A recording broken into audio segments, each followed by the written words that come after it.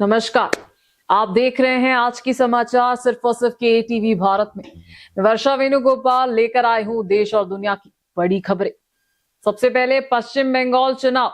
अमित शाह ने बीजेपी का भरोसा पत्र जारी किया है, जिसमें महिलाओं और बेरोजगार युवाओं को 3,000 रुपए मासिक देने का वादा किया गया है। साथ ही यूसीसी लागू करने और 1 करोड़ रोजगार के अवसर देने की भी बात कही गई है। वहीं नरेंद्र मोदी ने नीतीश कुमार को राज्यसभा संसद बनने पर बधाई दी है। करीब 20 साल बाद उनकी संसद में वापसी हो रही है। अब एक विवादित खबर। मोनालिसा भोसले की शादी पर सवाल उठे हैं। जांच में सामने आया कि शादी के वक्त वो नाबालिग थी, जिसके बाद पॉक्सो एक्ट के तहत केस दर्ज किया गया है। दक्षिण भारत से एचडी देवेगौड़ा के राज्यसभा पुनर्निर्वाचन पर फैसला बीजेपी हाईकमांड पर टिका है। बेंगलुरु में सांसद तेजस्वी सूर्या ने टीसीएस वर्ल्ड 10 के से पहले सड़कों की मरम्मत की मांग की है। और आखिर में सिद्धरामैया ने शिवमोगा लैंडस्लाइड में मारे गए मजदूरों के परिवारों को 5 लाख रुपए मुआवजा देने का ऐलान किया है। समाचार और गहराई से जानने से पहले आज की सुर्खियां जान लेते हैं। अमेरिका ईरान वार्ता, पाकिस्तान में भारत सिर्फ दर्शक बना। भ्रष्टाचार आरोपों के बीच जस्टिस वर्मा का इस्तीफा, सुनवाई से पहले बड़ा कदम। बागलकोट उपचुनाव में पैसा बांटने का वीडियो वायरल, एफआईआर दर्ज, कांग्रेस पर आरोप। कर्नाटका में गर्मी के साथ बारिश का अलर्ट, 5 दिन तक बदलता रहेगा मौसम। जननायकन लीक से मचा हड़कंप, रिलीज से पहले एचडी फिल्म ऑनलाइन। अब समाचार विस्तार से। सबसे पहले देश और दुनिया की खबरें। पश्चिम बंगाल चुनाव से पहले अमित शाह ने बीजेपी का घोषणा पत्र जारी कर दिया है, जिसे भरोसा पत्र कहा जा रहा है। इसमें सबसे बड़ा फोकस महिलाओं और युवाओं पर है। वादा किया गया है कि सरकार बनने पर महिलाओं को हर महीने 3,000 रुपए सीधे उनके बैंक खाते में दिए जाएंगे। वहीं बेरोजगार युवाओं को भी 3,000 रुपए मासिक बांटा मिलेगा।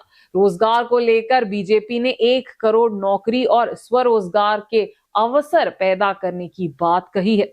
स्वास्थ्य के लिए आयुष्मान भारत जैसे योजनाएं पूरे बंगाल में लागू करने का वादा किया गया है।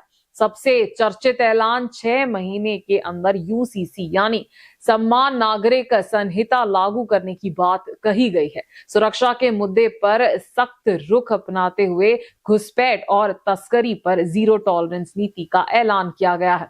सरकारी कर्मचारियों के लिए 7वें वेतन आयोग और बकाया डीए देने का वादा भी किया गया है। वहीं ममता बनर्जी सरकार पर निशाना साधते हुए बीजेपी ने कहा कि बंगाल में बदलाव जरूरी है। प्रधानमंत्री नरेंद्र मोदी ने नीतीश कुमार को राज्यसभा सांसद बनने पर बधाई दी है। करीब 20 साल बाद नीतीश कुमार की सांसद में वापसी हो रही है। पीएम मोदी ने कहा कि नीतीश कुमार देश के सबसे अनुभवी नेताओं में से एक है और बिहार के विकास में उनका योगदान हमेशा याद रखा जाएगा। उन्होंने विश्वास जताया कि उनका अनुभव सांसद की गरिमा को और बढ़ाएगा। इसके साथ ही प्रधानमंत्री ने हरिवंश नारायण सिंह को भी तीसरी बार राज्यसभा के लिए नामित किए जाने पर बधाई दी, जिन्हें द्रौपदी मुर्मू ने मनोनीत किया है। आपको बता दें, नीतीश कुमार ने हाल ही में बिहार के मुख्यमंत्री के रूप में 10वीं बार शपथ ली थी। अब उनके राज्यसभा जाने से पहले बिहार में बीजेपी के मुख्यमंत्री बनने का रास्ता साफ हो सकता है। कुंभ मेला फेम मोनालिसा भोसले की शादी को लेकर अब गंभीर सवाल उठ रहे हैं। राष्ट्रीय अनुसूचित जनजाति आयोग की जांच में खुलासा हुआ है कि शादी के समय मोनालिसा की उम्र सिर्फ 16 साल 2 महीने थी, यानी वो नाबालिग थी। बताया जा रहा है कि अस्पताल के रिकॉर्ड के अनुसार उनकी जन्म तिथि 30 दिसंबर 2009 है। इसके आधार पर पॉक्सो एक्ट के तहत फरमान खान के खिलाफ केस दर्ज किया गया है। साथ ही SC/ST एक्ट के तहत भी कार्रवाई की जा रही है। ये शादी 11 मार्च को केरला के तिरुवनंतपुरम में हुई थी, जिसके बाद लव जिहाद जैसे आरोप भी सामने आए। हालांकि शादी के बाद दोनों ने इसे आपसी सहमति बताया था। अब आयोग ने मध्य प्रदेश और केरला के पुलिस अधिकारियों को तलब किया है और शादी के रजिस्ट्रेशन में दिए गए दस्तावेजों की भी जांच हो रही है।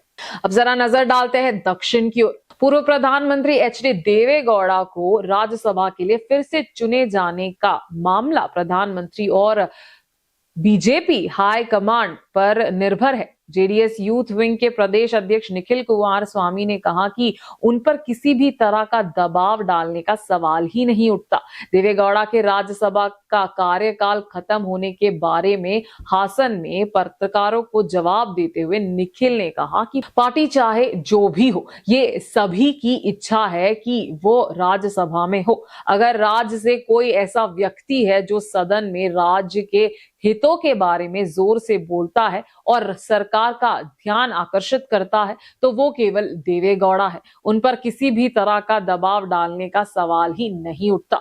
निखिल कुमार स्वामी ने कहा कि हम बिना किसी शर्त के समझौते पर पहुंच गए हैं। चन्नरायपट्टनम में पत्रकारों से बात करते हुए विधान परिषद सदस्य डॉक्टर सूरज रेवन्ना ने कहा कि अगर देवेगौड़ा राज्यसभा के लिए फिर से चुने जाते हैं तो यह राज्य के लिए फायदेमंद होगा। उनमें सिंचाई प्रोजेक्ट्स और लोगों के हित वाले प्रोग्राम्स के बारे में हिम्मत से आवाज उठाने की क्षमता है। उन्होंने कहा कि राज्य और देश के लिए देवेगौड़ा जैसे अनुभवी और दूर की सोचने वाली लीडरशिप जरूरी है।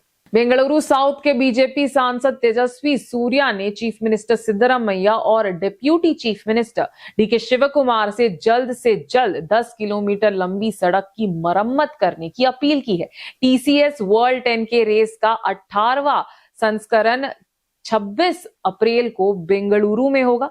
पिछले साल सड़कों पर जगह जगह गड्ढों के कारण धावकों को परेशानी का सामना करना पड़ा था। इस बार ऐसी समस्या नहीं होनी चाहिए। इस संबंध में उन्होंने एक वीडियो के माध्यम से अपील की है कि जिस रूट पर रेस आयोजित की जाएगी वहां के गड्ढों को बंद किया जाए। भारत की सबसे बड़ी दौड़ प्रतियोगिता में से एक टीसीएस वर्ल्ड 10K दौड़ में कुलीन एथलेटिक्स, वरिष्ठ नागरिकों और विकलांगों सहित लगभग 40,000 धावक भाग लेते हैं। दौड़ एमजी रोड, कबन पार्क और राजभवन के आसपास के इलाकों से होकर गुजरती है।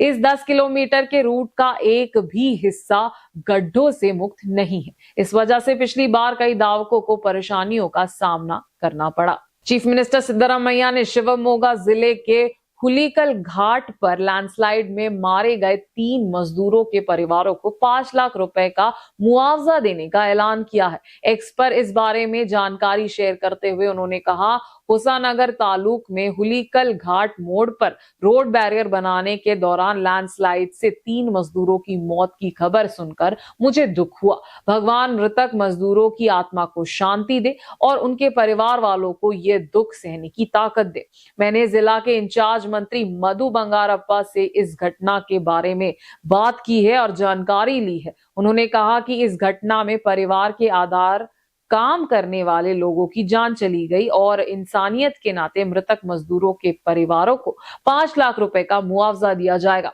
इस बीच लैंडस्लाइड में चकूरू गांव के वर्क सुपरवाइजर रघु 37 साल, हावेरी जिला के नीलागल गांव के राजू 30 साल और मजदूर शहबीर 40 साल की मौत हो गई। 3 में से 2 के शव गुरुवार को मिले, एक और मजदूर का शव आज सुबह मिला। तो ये थी आज की ताजा खबरें। देश और दुनिया की हर पल बदलती स्थिति पर नजर रखना बेहद जरूरी है। हम आप तक लाते रहेंगे सटीक और भरोसेमंद अपडेट्स में। वर्षा वेणुगोपाल आपसे विदा लेती हूँ। देखते रहिए KTV भारत। धन्यवाद।